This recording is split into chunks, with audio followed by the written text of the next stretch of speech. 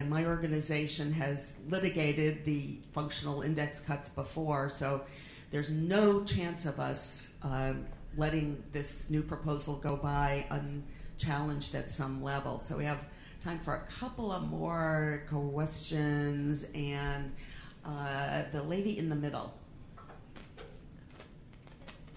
I don't know whether you're a lady, but I'm... I thought I was going to say thank you for that. Okay.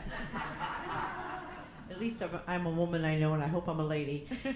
Thank you. I want to know, is there anything really definitive about, I hear a variety of issues regarding the fingerprinting, the felonies, what timeline, what kind of felonies or misdemeanors. Is it written down anywhere in a definitive way so you can actually see precisely what the law allows? Yes. The law, the statute was clear. The state then decided to make up a different standard. The statute said you can be barred only for a certain limited number of felonies related to fraud and abuse. And elder and child abuse. Yes, yeah. And that's what Karen had talked about. The state overstepped. I don't have to make any pretense of being neutral here. No. The state completely overstepped and said, oh, what we really want is to bar anybody who has any felony at any time in their lives ever. That issue is being litigated. There was a court hearing yesterday. A gentleman named Peter Sheehan has brought this lawsuit, Social Justice Law Project in Oakland. The decision, he got a preliminary injunction, then it got overturned for technical reasons. The hearing was yesterday, and there is not a decision by a judge yet. Peter challenged it to say that is not what the legislature said, and you can't do that. You can't bar anybody with any felony. So we don't know what the final outcome is of that. And thank you. And could you tell me if there are any other programs besides this one where there are unannounced home visits? Yes. I'm yes. only familiar with there probation and parole. There are. There have been unannounced home visits in other welfare programs for a while, and they were challenged unsuccessfully by the ACLU several years ago. And I see a sign that says "end." Wonder what that means. What does "end" mean? What does take Guy. Who's Guy? Guy, do you have a question? Yeah. Guy's going to get the last question because it says "end," but you can. Well, and then I want to say. Oh, and Jamie wants to finish up. Well, I just wanted to say I'm going to be one of the guys that you don't like very well because I happen to be a fraud investigator. Who let you in? Well, I don't know. He's on the advisory committee. I am on the advisory committee. I've been there for 8 years. I've been investigating fraud for 16 years.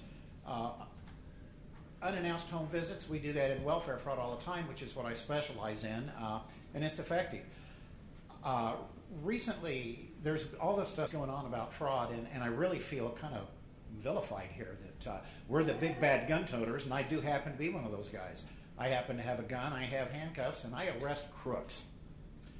And whether you want to admit it or not, one of the reasons we're having this discussion with our governor, I firmly believe, is because we have refused in the past to admit that we have a program that does have some fraud in it. That doesn't mean the program is bad. In fact, it means we have a fantastic program that serves people and does what's right. In my county, we just investigated a lady who's been taking care of her brother for 6 months, except that she never did it. Her mother did it, but she's been collecting the money, and she didn't give the money to her mom. She kept the money for her pocket.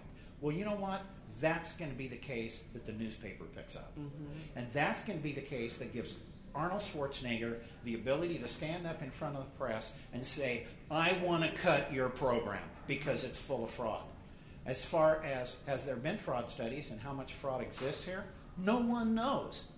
There's been quality checks, but in my county, a quality check found a gentleman mowing his front yard who was supposed to be in a wheelchair for 2 years. That was not reported as fraud. He was just discontinued. Those are the things that will hurt us. So there is fraud. Is all of this right? There's a lot you just put on the screen I absolutely disagree with. What county? Tulare County. And I disagree with a lot of what's going on here. But I think that part of this is here simply because we have refused to take actions in the past that have made ourselves point out that, yeah, it's a good program and we have this controlled. And that's the issue. And we are giving the taxpayers, they're going to turn their back if they think we're not taking care of our program. And I want to say one thing. Thank you for speaking up. And I want to say that in no way did I ever mean to imply that we endorse fraud, because I agree with you. It hurts us, and there should be none. But there will be some, because it's human beings, and we will never be able to get rid of it. But as you said, it can't be used as an excuse to destroy a program. And on that note, I do believe we have to end. So thank you very, very much.